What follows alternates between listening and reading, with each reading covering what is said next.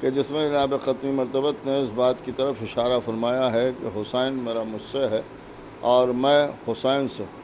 ظاہر سی بات ہے کہ آپ حضرات یہ سوچ رہے ہوں گے کہ یہ آج کی تاریخ میں ہم نے اس حدیث کو کیوں سرنامہ سخن قرار دیا، لیکن اس میں اگر آپ غور فرمائیں تو بس آپ یوں سمجھ لیں کہ رسول اللہ نے فرمایا کہ میں حسین سے ہوں اور حسین مجھ سے ہے۔ امام حسین کون ہے؟ کہ یہ امام ہے، اور ختمی مرتبت کون ہے؟ کہ یہ رسول ہے۔ اس کا مقصد یہ ہے کہ رسول اللہ نے اس بات کی طرف اشارہ فرمایا کہ رسالت امامت سے ہوتی ہے اور امامت رسالت سے ہوتی ہے۔ اس کا مقصد ہی یہ ہے کہ بغیر رسالت کے امامت سمجھ میں نہیں آ سکتی اور بغیر امامت کے رسالت سمجھ میں نہیں آ سکتی۔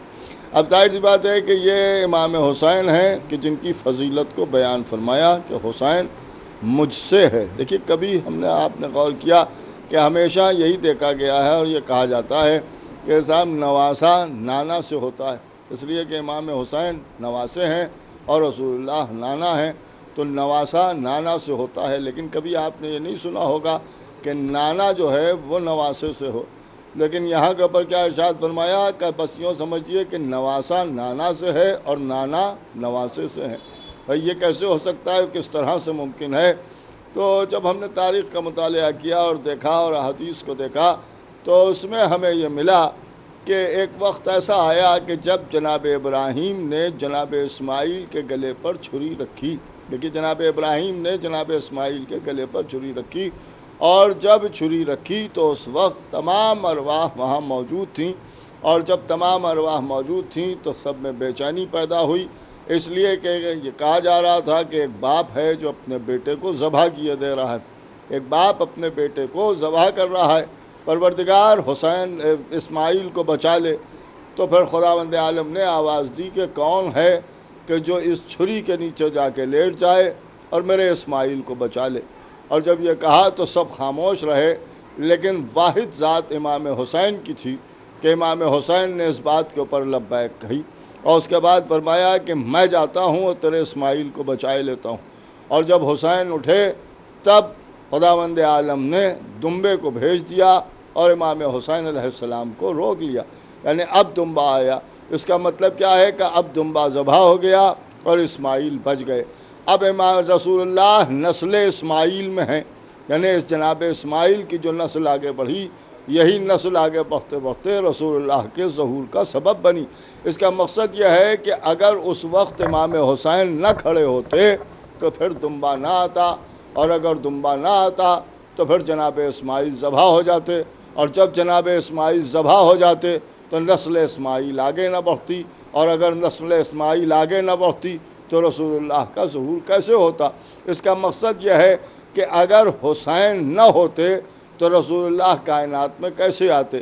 شاید یہی وجہ ہے کہ رسول اللہ نے فرمایا وَأَنَا مِنَ الْحُسَيْن، میں حسین سے ہوں۔ ایک صلوات پڑھیں محمد وعلیہ۔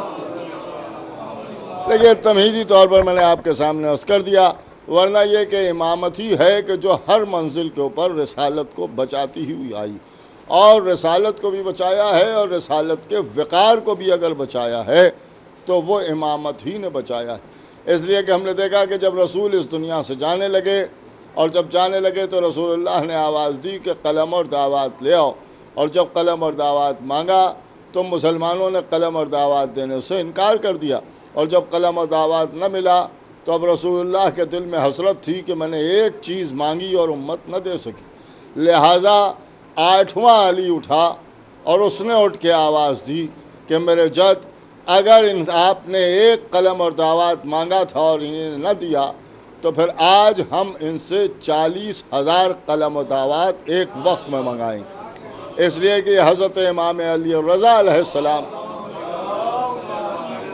نیشا پور کے بازار میں اور 40,000 قلم اور دعوات موجود ہیں، اور امام رسول اللہ ہی کی حدیث لکھوا رہے ہیں اور فرما رہے ہیں کہ لا الہ الا اللہ ایک ایسا قلعہ ہے کہ جس میں جو داخل ہو گیا وہ نجات پا گیا۔ اور اس کے بعد فرماتے ہیں کہ ایک شرط کے ساتھ اور بہت سی شرطوں کے ساتھ، اور ان شرطوں میں سے ایک شرط میں بھی ہوں۔ دیکھیے شرطیں لگا کے بتا دیا کہ لا الہ الا اللہ فائدہ ضرور پہنچائے گا، مگر بغیر امامت کے نہ لا الہ الا اللہ فائدہ پہنچائے گا، نہ محمد رسول اللہ فائدہ پہنچائے گا۔ ایک صلوات پڑھیں محمد۔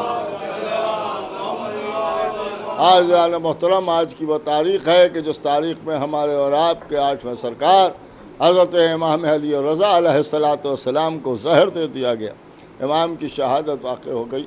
آپ کو معلوم ہے کہ کس طرح سے محمود نے زہر دیا، کہ انگوروں میں زہر دیا گیا، امام نے چند دانے نوش فرمایا اور کھڑے ہو گئے، تو آواز دی گئی کہ مولا کہاں چلے؟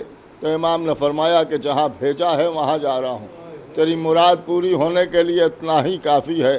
امام بیت الشرف میں آ گئے، رات بھر کروٹیں بدلتے رہے، یہاں تک کہ آج کا سویرا وہ سویرا تھا کہ جو ہمارے لیے یہ پیغام لے کے آیا کہ عشیوں تمہارے سروں سے تمہارے 8ویں امام کا سایہ اٹھ گیا۔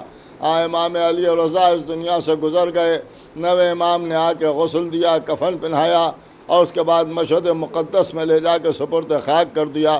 میں کہوں گا ہاں، جس کا بیٹا ہوتا ہے اس کا لاشا بے گور و کفن نہیں پڑا رہتا، بس وہ تو ایک ہی بیٹا ہے کہ جس کے باپ کا لاشا بے گور و کفن پڑا ہوا ہے، اور سید سجاد آواز دے رہے ہیں کہ ارے میرا بابا بے گور و کفن لاشا زمین پر ہے، اور میرے ہاتھوں میں ہتکڑیاں ہیں، پیروں میں بیڑیاں ہیں، گلے میں توق خاردار۔